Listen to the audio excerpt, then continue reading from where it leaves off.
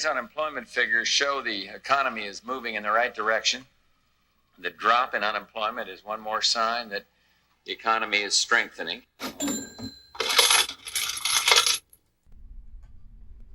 And here's Rania Khalek on anti-Iranian propaganda. Back to the issue of Lebanon, I think one of the ironies of the sort of Iranian occupation narrative, I mean, that you hear from certain segments of society here that are obviously just regurgitating what they're seeing in their respective in the media outlets that they're consuming. The irony is, of course, is that there is an occupation of Lebanese land still. And but can you tell viewers? Can you remind our viewers about the details of that? Because as far as I understand, it's not Iran that's occupying Lebanese land. It's another country.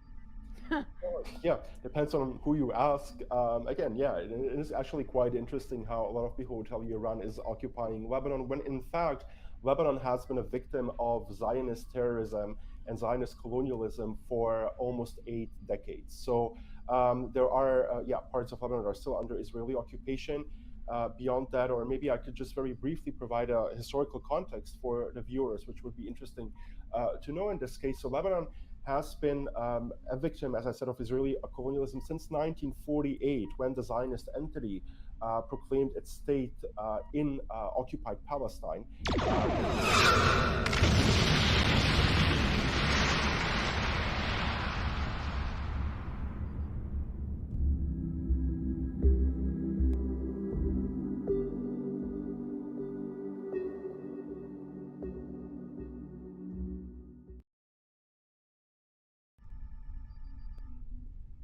Almost 8 decades. So there are, parts of Lebanon that are still under Israeli occupation. Beyond that, or maybe I could just very briefly provide a historical context for the viewers, which would be interesting to know in this case. So Lebanon has been a victim, as I said, of Israeli colonialism since 1948, when the Zionist entity proclaimed its state in occupied Palestine, where it has established an apartheid regime and continues to kill the indigenous population. Lebanon has been under has been a victim of Israeli attacks for several decades, but has been under Israeli occupation from 1982 until the year 2000. Under Israeli occupation from 1982 until the year 2000. These are facts, they're numbers. You can quantify this. There have been several wars, including the 2006 war, a major military aggression of the Israeli regime against the Lebanese civilians and civilian infrastructure. And besides this, until today, there are numerous, on average, several daily violations of Lebanese airspace by Israeli military planes. And the Israeli regime continues to peddle a very genocidal rhetoric concerning Lebanon that includes openly genocidal intent and fantasy. So it is very clear how Lebanon continues. So it is very clear genocidal intent and fantasy. So it is very clear how Lebanon continues to be threatened by the Zionist regime, which again puts us into the situation where you actually have an ongoing colonial intention towards Lebanon that is not coming from Iran, but from the Israeli, from a Zionist entity, while at the same time this discourse or the presence of an alleged Iranian occupation continues to increasingly take more attention in the mainstream media. But of course, beyond the Israeli occupation, there's obviously a very clear U.S. influence in Lebanon, the presence of the United States in Lebanon. Obviously, also, if we think about the presence of the U.S. in Western Asia, the sanctions against Syria have a major impact on Lebanon, on its situation, on its partial isolation in the region. And then on top of this, as I already mentioned previously, the presence of NGOs, the NGOization of Lebanon, and many NGOs that are backed and funded by German political parties, for example, by the European Union, by Western regimes that are themselves aligned with the Zionist entity and are allies of these policies. So this so-called soft power of Western regimes is not to be underestimated, and yet.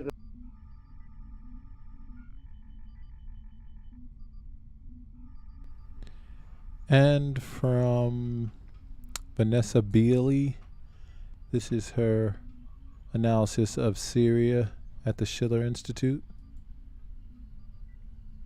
Further weaken it so that it's unable or it's not as capable of coming to the full aid of Syria during this attempt to devastate and destroy Syria. The occupation of Syrian territories in the northeast, you have, of course, the United States, alongside its Kurdish Contra proxies.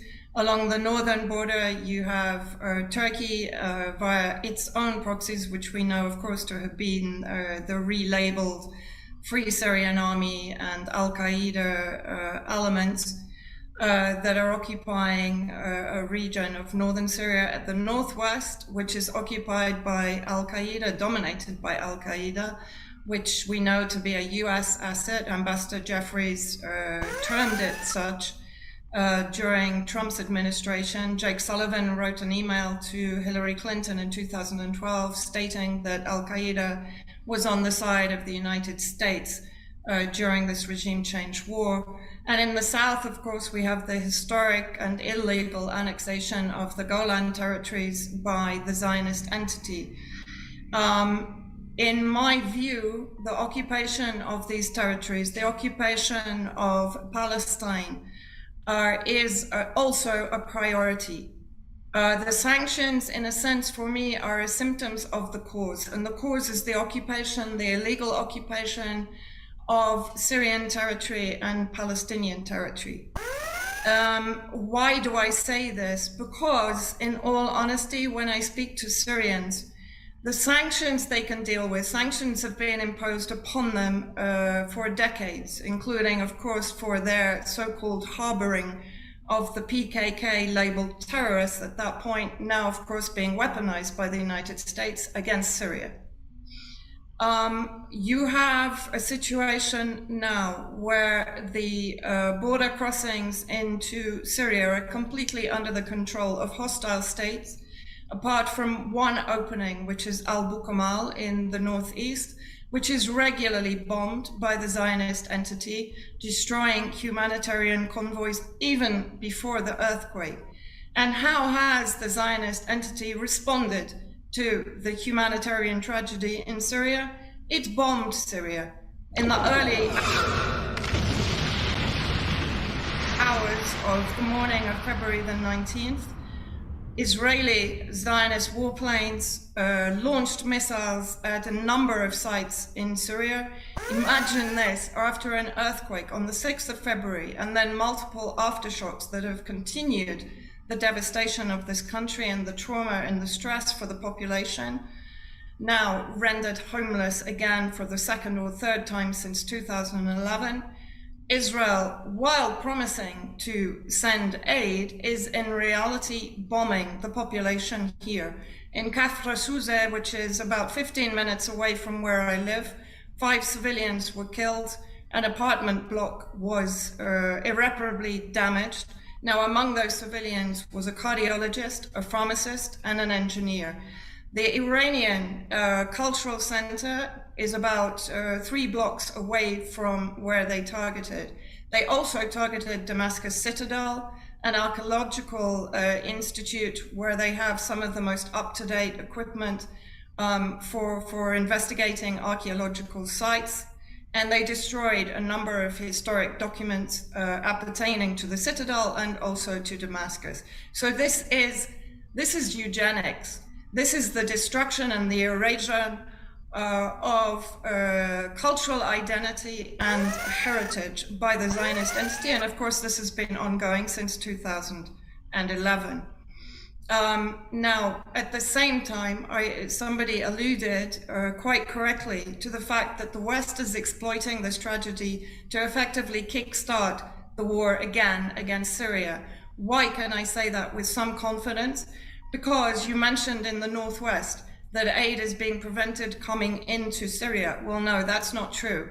Aid, or rather equipment, is entering the northwest through the Bab al-Hawa crossing, which is totally controlled by Al-Qaeda. In fact, historically, it has been a revenue provider for Al-Qaeda. Any humanitarian aid entering that border crossing is requisitioned by Al-Qaeda and then sold at extortionate rates to the Syrian population under their occupation.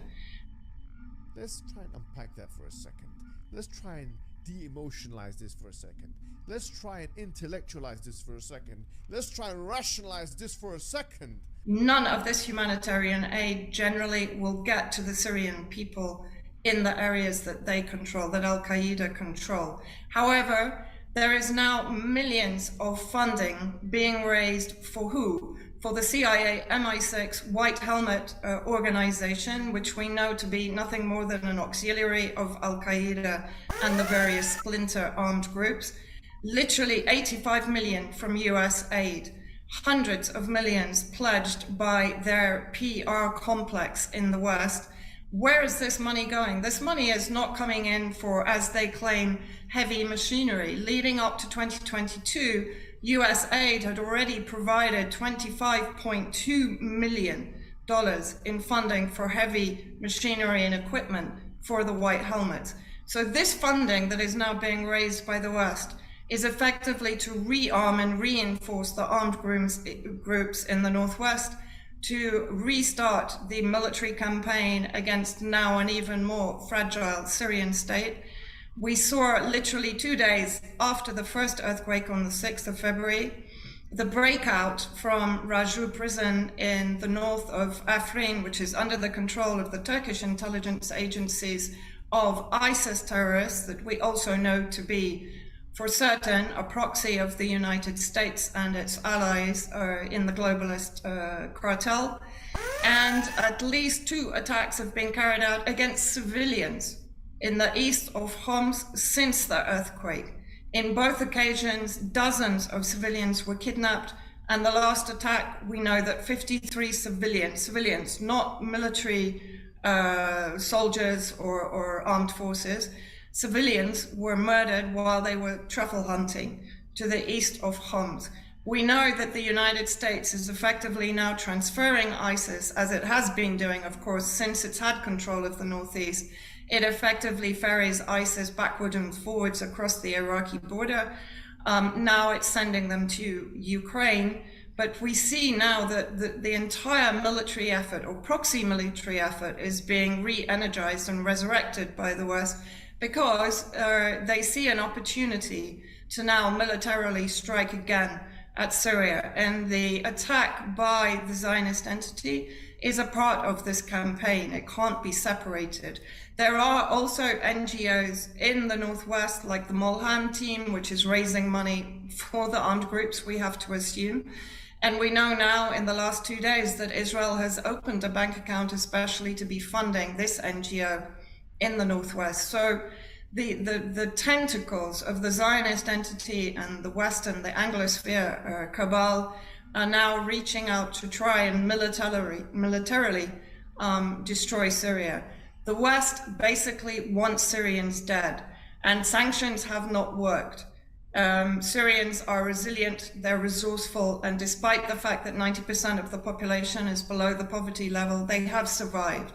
Now they have, whether it's man-made or it's natural, they have a terrible humanitarian tragedy. 5 million estimated homeless in Syria, real, and even in the Northwest, which, as I said, is under the control of the Western-backed terrorist groups. It is a humanitarian tragedy, but the West is not helping. Who is coming to the aid of Syrians? Russia, Iran, Algeria, Armenia, Venezuela, Lebanon, Hezbollah, Hashd al-Shabi from Iraq. The allies, the non-aligned bloc, effectively has defied the Caesar sanctions and has not been punished for it so far. Of course, we don't know what will happen in the future. But I think what it has done is to draw the battle lines. It's drawn the lines where we can see very clearly the countries that are prepared to challenge US, Zionist and UK EU hegemony in the region. And what Syria needs now is, yes, for the sanctions to be lifted, but more than anything, it needs American US occupation ended, not forgetting, of course, that they also occupy the southeast in their Al Tanef military base, which also controls the Rukban refugee camp, has established a 55-kilometer no entry zone around it, where it's training and arming armed groups, including ISIS. So end the occupation, please. Thank you.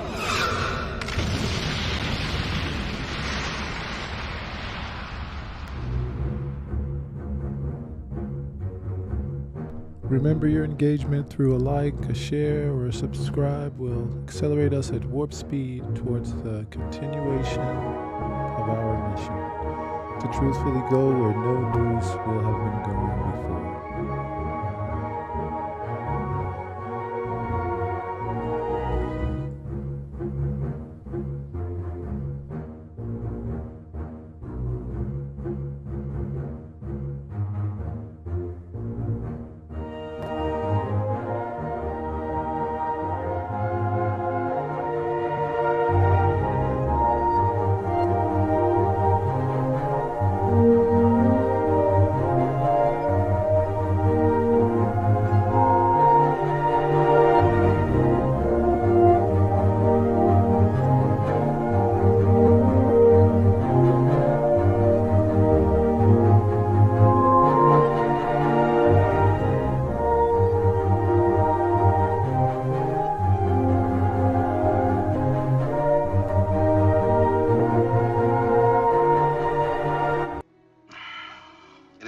The most simple-minded that Loci is of an inferior breed. The obvious visual evidence, Commissioner, is that he is of the same breed as yourself. Are you blind, Commander Spock? Oh, look at me. I thought you scientists were supposed to keep an open mind. There's a difference between keeping an open mind and believing something because you want it to be true. Your friend Spock is a logical man. I find your arguments strewn with gaping defects in logic. Most illogical reaction. We demonstrated our superior weapons. They should have fled. You mean they should have respected us? Of course. Mr. Spock, respect is a rational process. Did it ever occur to you they might react emotionally? With anger? Doctor, I'm not responsible for their unpredictability. You do not think like the others. There are no colors to your patterns of logic. There's only black and white. Logical, unemotional, completely pragmatic. And we poor, irrational humans whip them in a fair fight. Now you'll find yourself back among us illogical humans again. Which I find eminently satisfactory, Doctor. For nowhere am I so desperately needed. Because she feels. I don't. All I know is logic. Will you try to understand how we feel about our life here? About each other? Emotions are alien to me. I'm a scientist. You're gonna leave here without them? Run off on some wild goose chase halfway across the galaxy just because you found a discrepancy in a hydrogen cloud? Doctor, I'm chasing the captain, Lieutenant Uhura, and Ensign Chekhov, not some wild aquatic fowl. Mr. Spock, you have a remarkably logical and analytical mind. Thank you. I prefer the concrete.